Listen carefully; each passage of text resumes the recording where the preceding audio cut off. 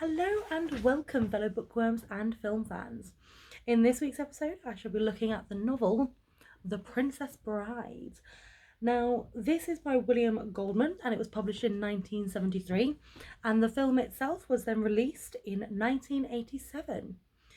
Now, I will be scaling the adaptation on, of course, 5 major things: character representation, setting, overall plot, obviously, does the film stand in its own right, and overall, how well has the film taken from the plot. Now, there will be spoilers within this episode, as there is in all the episodes, as I do discuss the book and the film in its entirety. Now, we'll start as always with the characters. Now, the characters, there are a few there. For example, you've got Wesley. Now, Wesley is the Dread Pirate Roberts as well. He's very handsome, he's very smart, he's very gifted and very... He can fence, he's got strength, he's got a great mind, he's just an all-rounder great guy. Someone that you want. And he's a hero. And he's exactly the same in the film as he is in the book. Absolutely spot on. You've got Buttercup, who starts out a bit conceited at the beginning of the book, and she does start out a little bit conceited at the beginning of the film as well.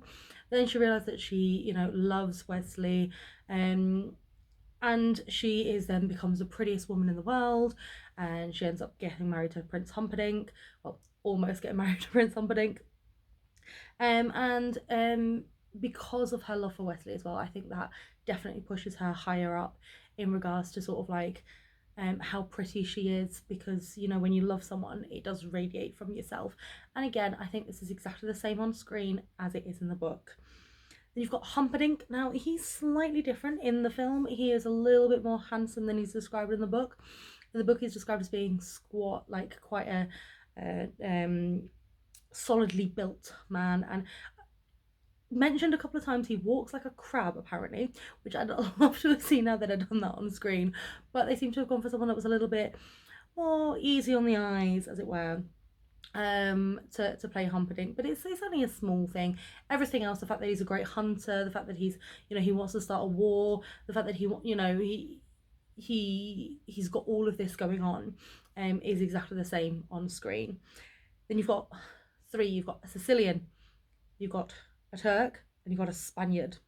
Now the Sicilian, Vicini, he is in the film he's a little bit annoying, I'm not gonna lie. It's his voice, I think, does it for me. But he sort of like, at one point he says as well, you never go against a Sicilian when death is on the line.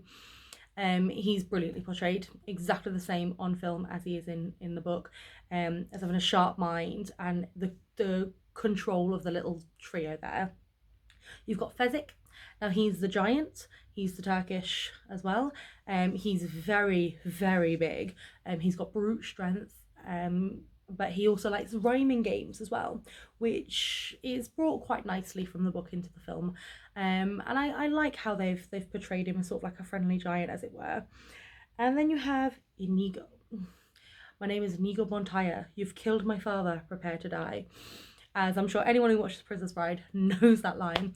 And he is a Spaniard, and he is the master fencer, and he's absolutely fantastic. There is no one who is better than him. He is top of his game, except of course Wesley, who does beat him at his own game there. But he is again brilliantly portrayed on film. And you also have the Count. Now the Count is Humperdinck's right-hand man.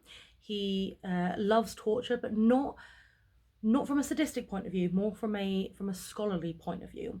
So he loves torture because he likes to see what it does to the human being, see what it does to the soul.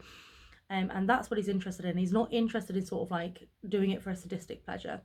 And he has 6 fingers, and he killed Inigo Montoya's father. And he does die, so don't worry. Inigo gets his revenge. So in regards to sort of like the characters, everything was set spectacularly, get all the characteristics on the screen, and it's exactly how I would have believed it. So I'm really happy with the character representation, and I'm going to give it a 10 out of 10. Now you've got setting. Setting is set in Florin and a little bit in Gilda as well. And of course you've got the fire pits, where you have the ROCs, which are very, very large carnivorous rodents. You also have the sand pits as well. You also have the fire pits as well, which gives the fire pit its name. And the time period remains the same as it does in the book, as it does in the film.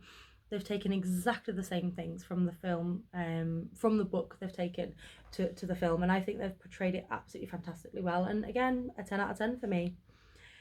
So now you come across a plot. Now, the plot, the film, you've got the granddad reading the story to his sick grandson.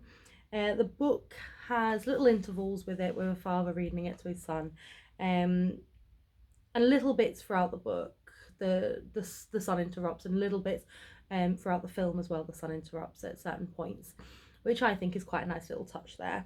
So it's sort of like a magical fairy tale that's told over this period of this child feeling a bit better. Now, the book has a lot more described about Buttercup and Wesley's childhood, and how she begins, as it were, whereas the film sort of starts straight away with Buttercup ordering out the farm boy always saying, "As you wish."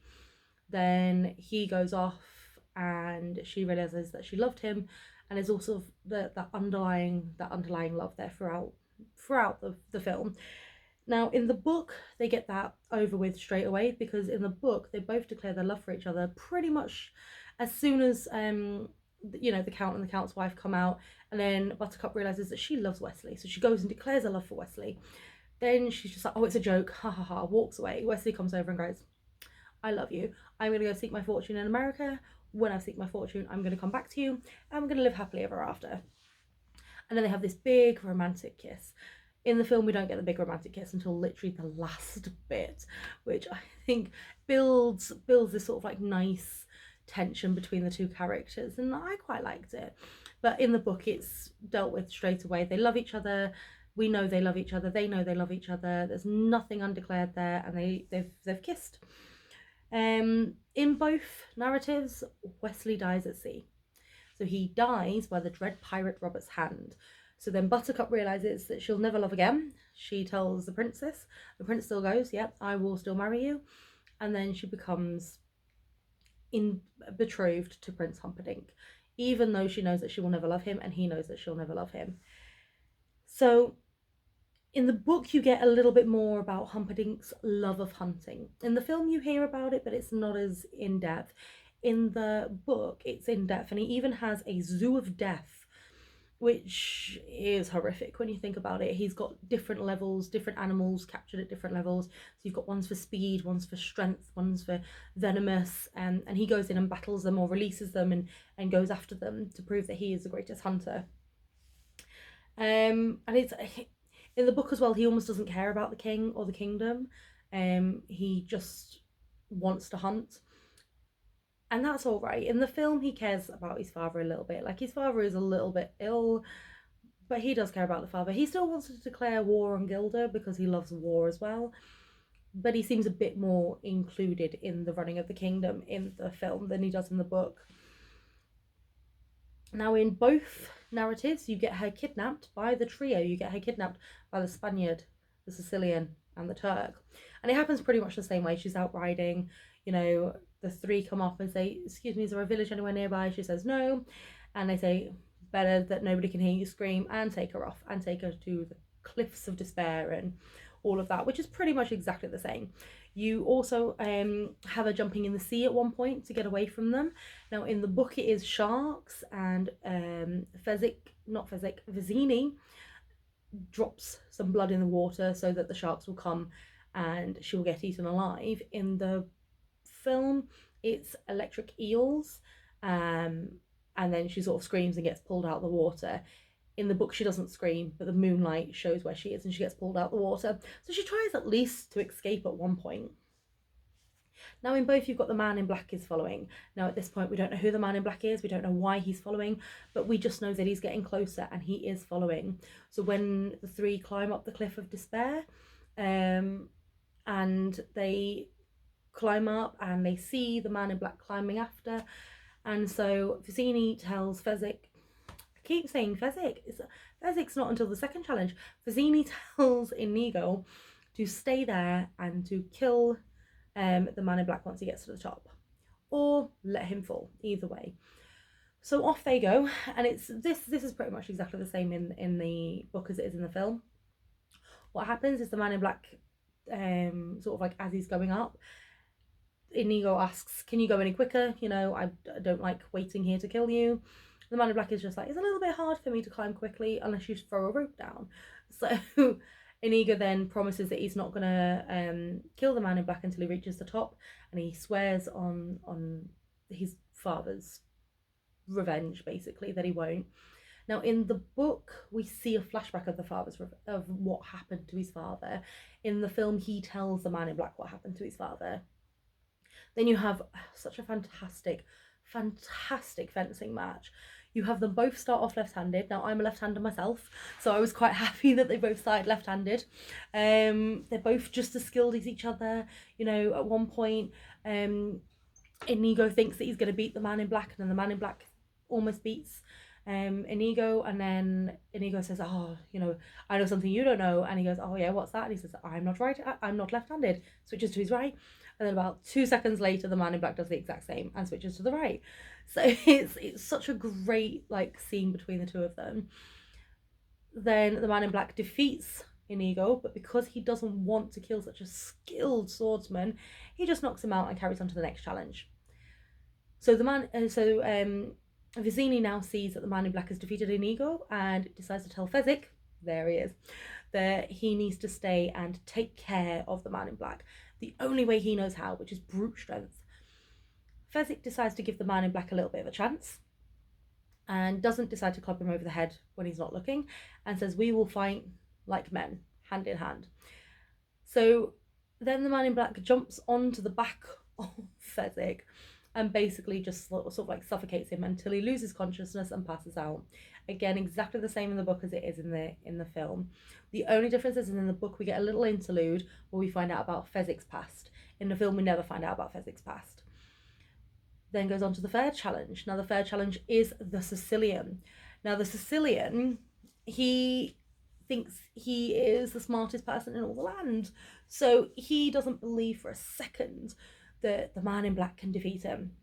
The man in black brings out this poison, iocane I think it is in the book, I can't remember how it's pronounced, and puts it in 2 of the goblets and says, you choose. So then this whole thing goes through going, I know you wouldn't put it in front of me because of this, I wouldn't put it in front of you because of this, blah blah blah. The Sicilian then thinks he's got him beat, drinks it, the man in black drinks it at the same time. One dies, the Sicilian dies, but the man in black has built up a tolerance to it. So he then steps over and takes Buttercup. Now, at this point, we've got a rough idea of who the man in black is. We kind of figure out it's Wesley at this point. However, Buttercup has yet to figure this out. She just knows she's been kidnapped, and now she's being kidnapped from her kidnappers. So it kind of considers the same. They're going forward, they're walking through. The man in black realises that, you know, at this point, Humperdinck will be hot on his trails and needs to get him out. It needs to get Buttercup out of there quite quickly. They stop for breath at the top of a deep ravine. Buttercup pushes him down the hill. As he's going down the hill, he says, as you wish. Buttercup realises it's Wesley and jumps after him. And again, pretty much exactly the same in the book as it is in the film. Absolutely fantastic thing. As he's going down and Buttercup realises that she's killed him, basically. Now, the only slight difference is in the book, Prince Humperdinck almost comes with an entire armada. He sends half of them round one way, half of them round another. He jumps on his horses, he goes forward, he does all the hunting. In the film, it's him, the Count, and a couple of select people that got to go do the hunting, which is absolutely fine. You know, no, it's just a slight interlude and a slightly different there, but it's not too much. So then you have a look at the fire pit. Now, again, this is pretty much spot on, exactly the same as it is in the film as it is in the book. Even the way that they encounter everything. So they encounter the fire, they realise that just before the fire explodes, you hear this little like pop pop sound, and then it'll go off.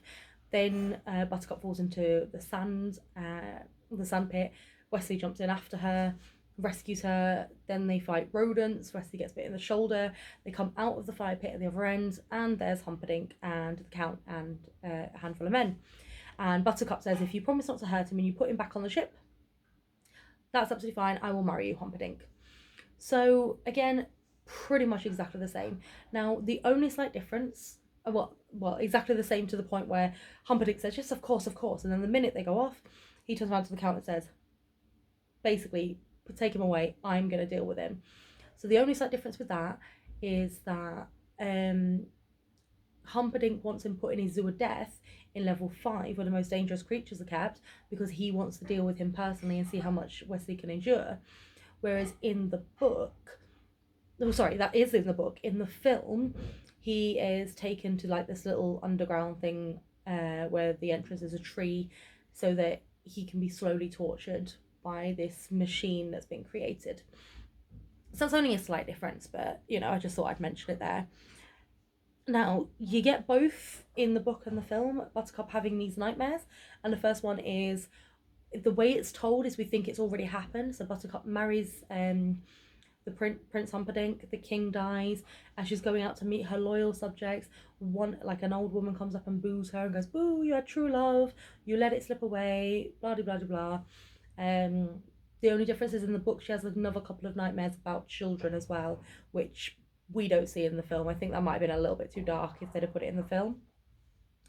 But then we realise that at that point Buttercup realises that she was meant to be with Wesley. So she goes to Prince Humperdinck and says, "Will you send a letter to Wesley, and if he comes for me, great, I will leave. But if he doesn't, I will marry you." Well, I think Humperdinck gives her that.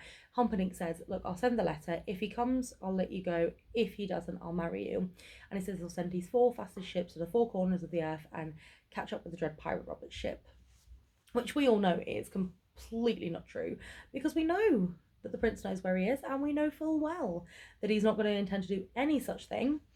And at this point we also find out as well that the prince is the one who wants to murder Buttercup. And so now he's planning on murdering her on a wedding night so that he can start his war with Gilda, finally, which is what he's been trying to do since the beginning, but keeps getting foiled. Now, we also find out as well that Inigo finds out from Fezzik that the 6-fingered man is the Count. In the film, he doesn't quite find out that way. Like, Fezzik doesn't tell him. He finds out sort of like when they've stormed the castle, they see the 6 fingers, and then he goes, "Oh, it's you," and chases him down the hallway. Which is, again, it's only minor differences, but as I said, I am looking at the similarities and differences between the plot of the film and the book. Now, Buttercup goes in and, basically says that she's going to kill herself if she doesn't marry Wesley and go off with Wesley. So Prince Humperdinck gets very annoyed, and he goes in and he decides to basically kill Wesley at this point. So he goes in, cranks up this machine that uses water to suck life out of you, and the Count has been slowly working on Wesley and stealing a year at a time, whereas in the film sort of like starts at 5, then so on, and then the Prince Humperdinck comes in, cranks it right up, and goes, "Right, that's it. You might have been happy, genuinely happy, if it was anybody else, but because she just will not stop loving you, I'm just gonna have to get rid of you," and kills him. And does the same in the book as he does in the film. The only difference is in the book the torturing goes on a little bit longer. So before they put up this machine, they burn his skin, they put like little spinning burning ants on him and things like that, and they slowly torture him over a period of time. In the film, it's a lot more instantaneous.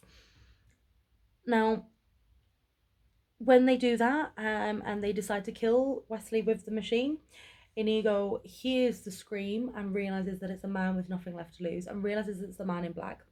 So him and Fezzik now go off to find this man in black to save him. They find him in the film. They find him pretty quickly. They find like a little hole in the tree, knock out the albino and take him away. In the book, they go descend through the many levels of the Zoo of Death. They encounter snakes, giant bats, spiders. They encounter so much, and they basically just kill it all. They find the man in black, and they realize, he's dead, but we'll need a miracle. So they go to Miracle Max. So that's pretty much exactly the same from that point where they find Wesley. They go to Miracle Max. Miracle Max says, "Oh no, I don't work anymore. I can't do it." Then he goes, "Right, okay, he's mostly dead. I'll find out what he wants." Wesley says true love, and then Miracle Max goes, it's not true love, he said this to bluff, does he owe you money? And then Miracle Max's wife comes screaming at me, liar, liar, he said true love, there's no nobler cause. So they then give him a pill that should then bring him back to life. Now, when they bring him back to life, they then come up with an idea to storm the castle, which is exactly the same. They get like a wheelbarrow, a big Holocaust cloak. They basically set it on fire and send Fezzik towards the main gate. It sends all the troops running. They get in. Inigo sees the Count and chases the Count out. Fezzik is trying to look after Wesley, but then realizes that Inigo needs help breaking down the door. Does so, goes back to try and find Wesley. Wesley's disappeared. Inigo chases after the Count. The Count cuts him in both shoulders, gets him in the gut, and then finally Inigo gets the strength and kills the Count. Wesley has ended up in the room where Buttercup is about to then kill herself because she realizes she's married the prince and she doesn't want to. Turns out she hasn't married the prince, she never said I do. Because our favourite little priest, marriage is what brings us together. Love him. He hasn't actually married them because neither of them said I do. So Wesley then talks to her, realise that they're going to be together forever. And Prince Humperdinck comes in, realises that Wesley is there. The dialogue is pretty much the same. So then, Wesley is just like, right, okay, well, to the pain and everything, bluffs his way out, ties up the prince. Then they find 4 white horses. Well, Fezzik finds 4 white horses, and they ride off into the sunset. Now, as they ride off into the sunset, that's where you get the most beautiful kiss between Wesley and Buttercup. And that's where the film ends. Now, in the book, it ends with Prince Humperdinck, who is a fantastic hunter, and is stung by pride, chases after them and says, nope, this isn't going to happen, and does that there. And so they end up hiding out on an island, which, I find I'd rather have the happiness of the first one, although they do end up with a child when they go onto the island. So in regards to sort of the plot, now I think the reason why the plot is very, very, very similar to the film and the dialogue is almost exactly the same in points is because William Goldman himself helped write the screenplay for the film. So even though they cannot get everything in, there's a few differences that I have mentioned. The film was pretty much spot on to the book, almost down to a T. Therefore, it gets a 7 out of 10 for me for the plot. Now, I would say everybody needs to watch this film. It definitely stands in its own right. It is amazing and I love it just as much every time I put it on as the first time I watched it. And besides, every girl wants a Wesley, someone that can fight, someone that will always chase after you, someone that has true love. And the film completely, 100% stands in its own right. It is a 10 out of 10 for me. So overall, how well does the film take from the book? As I've mentioned, it is very, very, very close. And honestly, some of the scenes are spot on for representation. The characters are brilliantly done, the setting is absolutely spot on, and the plot brings everything to life that you want it to. So therefore, my final rating is an 8 out of 10. Now, this is always my own opinion, and of course, I'm happy to hear if there's any agreements or disagreements, if you leave it in the comments below. Don't forget to click subscribe to my channel and like if you did like this video, so that you can be alerted whenever a new video is up. So, do leave in the comments as well if there's any adaptations that you want me to have a look at. But don't forget to join me next week for my review on, well, my contented narrative around Do Androids Dream of Electric Sheep, which is otherwise known as Blade Runner. So until then, don't forget to always keep it contento.